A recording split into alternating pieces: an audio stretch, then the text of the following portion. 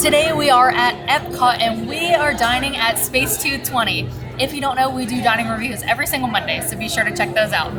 If you don't already know, Space 220 is the newest restaurant at Epcot, and basically the name kind of goes to the theme of the restaurant. So 220 basically means that we are dining 220 miles above Epcot, so you actually go into an elevator that shoots you up like I think 1,000 miles per hour or something like that. It's a lot. But we are 220 miles above Epcot. We can look down the windows at Earth, and this is actually really cool. I liked the whole elevator experience coming up here. Very exciting. A unique dining experience, trying to be cosmic-like. Some really cool themed drinks and a little bit of uniqueness in the dishes. So we're excited to finally try it out.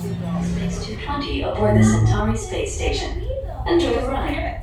SV1 out, clear when you are. SV2, you are clear. Got that. Initiating in 3, 2, 1. Lift off. Alright folks, say goodbye to Epcot for the next 2 hours.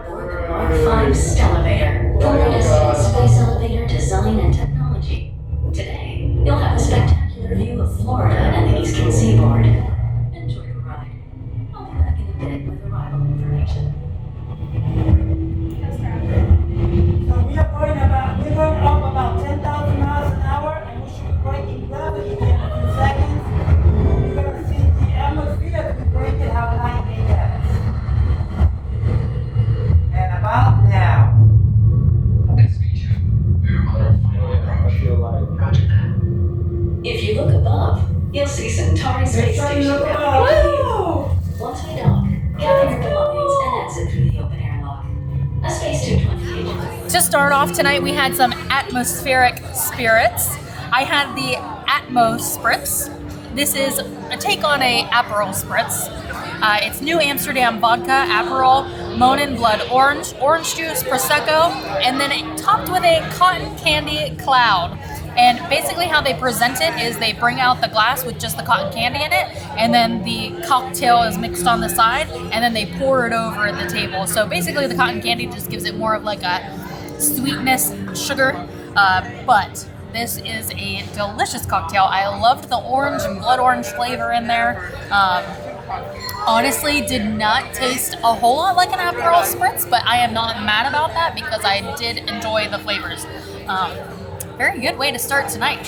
So for my drink, I got the Big Tang. Now the Big Tang consists of Avion Silver, Grand Marnier, Tang-infused agave nectar, grapefruit, strawberry, served with astronaut ice cream. Now straight up, when I first got it, I was actually a little disappointed because I saw this floating piece of ice cream. And when you look at space ice cream, you think of like those, I don't know, it's been a minute since I've had it. Exactly. But this looked like a straight up ice cream sandwich, and I was asking him, I was like, is this real life? I'm like, they tell me space ice cream. Anyway, long story short, it was dehydrated, which was a pleasant surprise. So this essentially at first tasted just like a White Claw or something like that, which I'm not mad at, but I thought it was like for a fancy drink, you would expect a little more pizzazz. But as I've gotten down a little more and got to the meat of the drink, essentially, it's actually super, super flavorful, and I really like the mixtures of all the fruit flavors in it. And I mean, the astronaut ice cream though was the highlight of this entire drink. So for my cocktail tonight, I went with the Planetary Punch. This is Bacardi Silver, Malibu, Blue Curacao, Guava, and Coconut. And it's pretty standard. It's pretty coconutty and blue curacao. And you can see it's kind of purple. It's served in this double-walled plastic cup. And it's not bad. It's pretty sweet, and if you don't like sweet stuff, probably not your go-to. Also pretty coconutty. I think they go a little heavy on the coconut, like the Malibu coconut. So would I get it again? Probably not, because it's not for my palate, but it's still a good drink. I might try something else before we leave. We'll just have to wait and see. So Space 220 here is a prefix menu, which means they've got select options for you to choose from, and it's one price. For lunch, that's only appetizer and entree. For dinner, which is where we're eating here for dinner right now, is appetizer, entree, and a dessert. Both are different price. Lunch is $55. and dinner is $79, I believe. And because there's 4 of us here, Donald and Elliot are joining us. We are trying to give you guys some variety as far as the liftoffs or appetizers go here at Space 220. So what I chose to go with for our appetizer today is the Blue Moon cauliflower. This is a vegan option. It is tempura fried cauliflower, house-made hot sauce, and a blue cheese dust across the top. Now, I will say probably the best thing about this dish was the house-made hot sauce. It was really more of a buffalo sauce. It was fantastic. A little bit on the thicker side. However, the downside of this was that the tempura battering had almost no seasoning in it whatsoever. So it was pretty bland, and cauliflower is already kind of bland. You need a little bit of salt and pepper to kind of spice that up a little bit in the tempura seasoning. But other than that, The hot sauce did. paired really well with the hot sauce, and the blue cheese dust or crumbles across it was pretty good. So not something I would get again. For my liftoff, I chose the Starry calamari, which was fried calamari, and that came with Italian cherry peppers. It had a spicy marinara to dip that in, and a roasted pepper citrus aioli. Calamari was delicious. It was done just right. It wasn't overdone. It wasn't underdone. The fried aspect of that, the batter, everything about that was really good. It was seasoned really well. I actually enjoyed it for what it is. I mean, fried calamari is calamari, but it's very well done. The peppers, I think there were 1 or 2, so I didn't even get to that. But as far as the dips go, the spicy marinara, I thought it was runny and kind of plain. I didn't even know it was supposed to be spicy until I went back and looked at the menu. However, that citrus pepper aioli was next level. I would buy that in bottles and take it home with me if that were an option. I would have dipped dinner in that as well. It was really good. So that was kind of the star for the Starry calamari, but a really nice topper for that and a good liftoff. I got the Neptuna tartare, which is yellowfin tuna, yuzu, ginger, miso, soy, avocado, radish, apple, and sesame crackers. All right, negatives first. They only give you 3 sesame crackers, which is kind of hard to eat that whole tuna Tartare? masterpiece, I guess you could say. However, on the flip side, I have to say, although it's kind of a quote-unquote basic appetizer, yeah, that's what you call it, appetizer, just because, tuna tartare you see it right there, it was super, super fresh and really good, really flavorful, not fishy at all, definitely just tastes like the ocean. And I mean, if I had more crackers, I'd get the job done. But instead, I did it the Elliot way and just spooned it into my mouth. For my liftoff that we all shared, I had the Big Bang burrata. This is burrata de mozzarella, grilled artichoke hearts, arugula, and sunflower seed romesco. This was a really nice and light appetizer. Kind of like what you might think of like if you go to an Italian restaurant and get tomato and mozzarella. That was the first thing I saw when it came out. But this was delicious. The mozzarella was super fresh. I loved the arugula that came on the side and the romesco. With the sunflower seeds in there, it kind of added a little more texture in there instead of just being all one, like kind of almost mushy, because that's kind of how mozzarella is. But that arugula and the sunflower seeds in there kind of gave you that extra texture, and it was really good. And I really enjoyed all of the appetizers. I did try everything. I was a little skeptical about the cauliflower because I just wasn't really sure, but I loved that buffalo sauce or the hot sauce, and very, very good. Texture of that tempura was amazing, and then the calamari was nice and salty, very good. And I'm a sucker for like raw fish and sashimi now, so that was also super enjoyable. For my star course tonight, I had the slow rotation short rib. This is braised short rib served with cheddar grits, bacon, and carrots. There was also some green beans on this side as well, which I thoroughly enjoyed. The short rib itself was so tender. I actually went in with a knife because Josh was like, go ahead and cut it. And I went to go cut it, and it was literally like falling apart. So I just ditched that knife and used the fork to, shred it up. It was really good. Even the little bit of fat that was on the side of it was super tender, and I actually normally skip that part because sometimes it can be gristly. In this case, it was not at all. I ate all of it. Now, as far as the grits go, sometimes I am a little skeptical about those because I have just recently started eating grits. I was expecting them to be a little more creamy, but they were a little too gritty for my palate. However, the flavor was very good. It was nice and cheesy, cheddary, was seasoned very well. And there wasn't a ton on the plate, so I don't think it overwhelmed the dish. It was just like kind of a nice accompaniment with the short rib. For my entree, I had to jump on the chance and get the filet mignon. I was a little bit mediocrely whelmed. It's an 8-ounce filet mignon with Cabernet butter, potato leek croquette, and green beans, and I also added shrimp to it. Here's the thing, delicious, really good.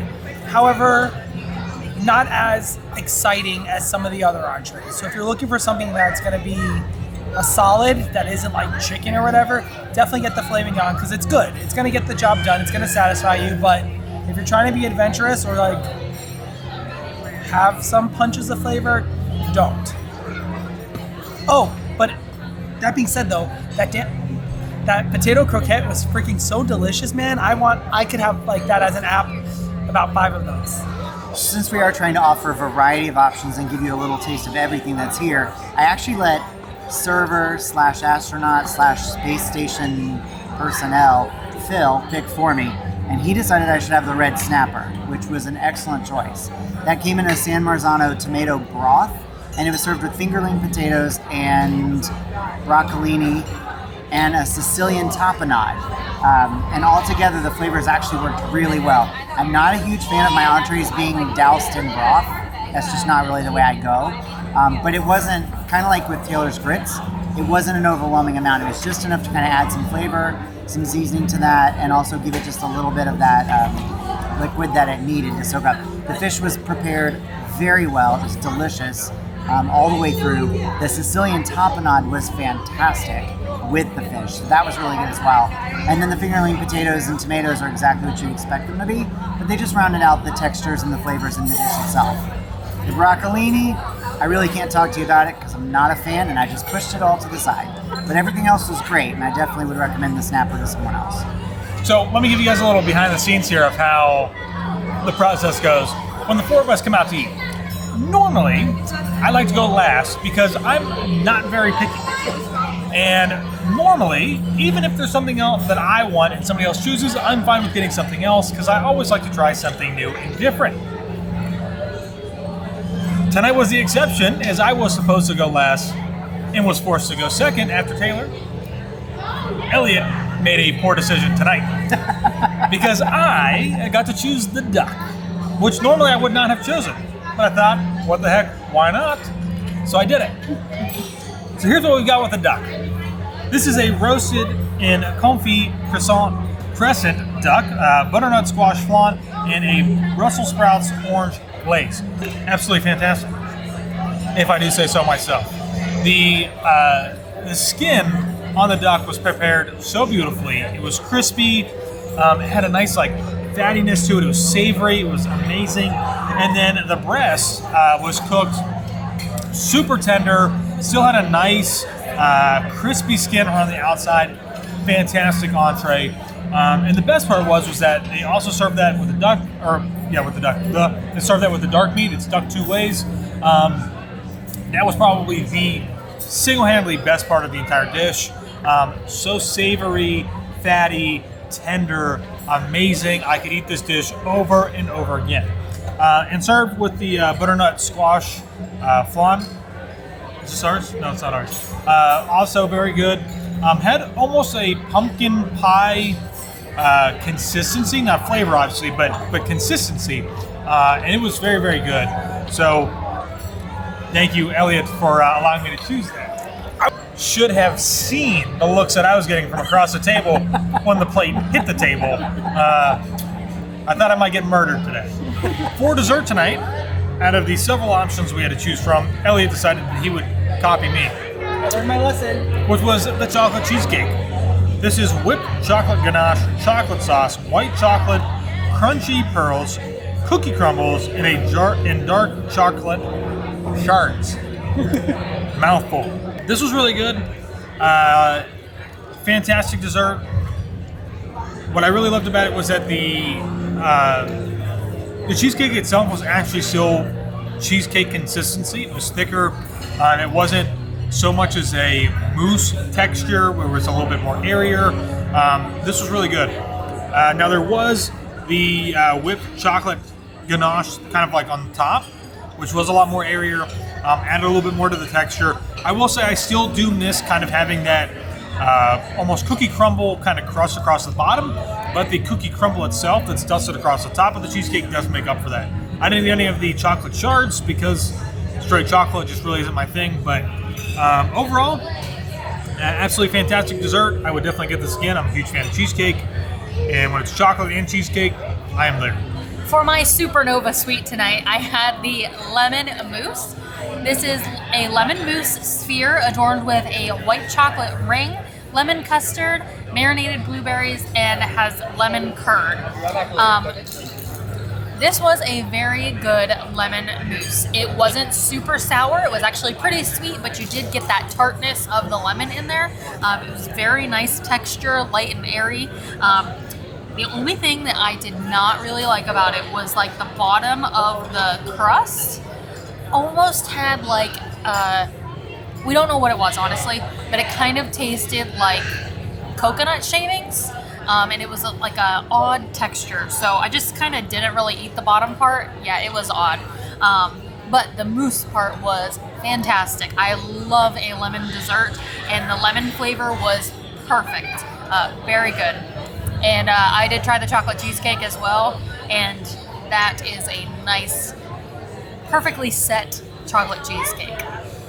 So we just finished eating inside at Space 220 here in Epcot, their new restaurant where you get launched into space. It was a really cool experience. I did actually enjoy the liftoff a little more than I thought I would.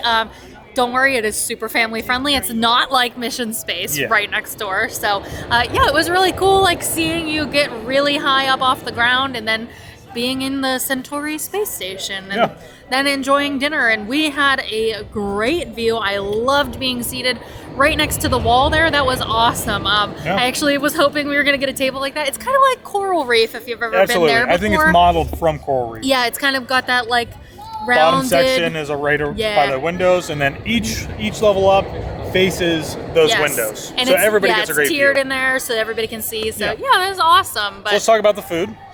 Food was very good. Actually, better than I expected. I agree. Yes.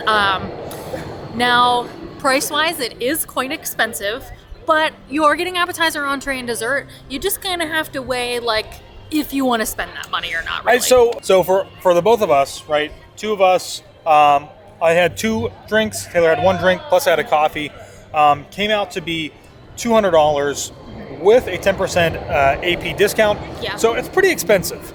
And I almost would say that it's too expensive for the food that you're getting. Now, the food was very, very good. I thought portion sizes were pretty good, too. Portion sizes were really good. But here's the thing, and this is what I do not like about these prefix menus, is that if you're somebody who doesn't enjoy beef, fish, or duck for this example, and you just want chicken, if you want chicken, or if you're a vegan, even if you're vegan, something like that, the dish that you're going to get is not worth the price that you're paying. I mean, the cauliflower, which is their vegan option for the appetizer, the appetizers was not that good. The sauce was fantastic, but wasn't that good. Yes. So, and of course, like, I'm not trying to speak for anybody else, but in my own personal opinion, this is a one and done restaurant for me, and I will probably not be back until they change it away from a prefix menu, or if they change the menu, really get some new options inside there. But it was really cool coming back down to Earth. Whenever the little like portal opened, it was actually dark, so it kind of fit the time of day with. Except it's not actually dark out here. It's almost dark. It's almost dark. From space, it probably looks dark. Yeah. So it did for us. So yeah, but overall, I think it was a really good experience. You just gotta weigh the benefits if you want to pay that much or not. That's all. So let us know if you have been to Space 220 yet, or if you plan on coming to try it out.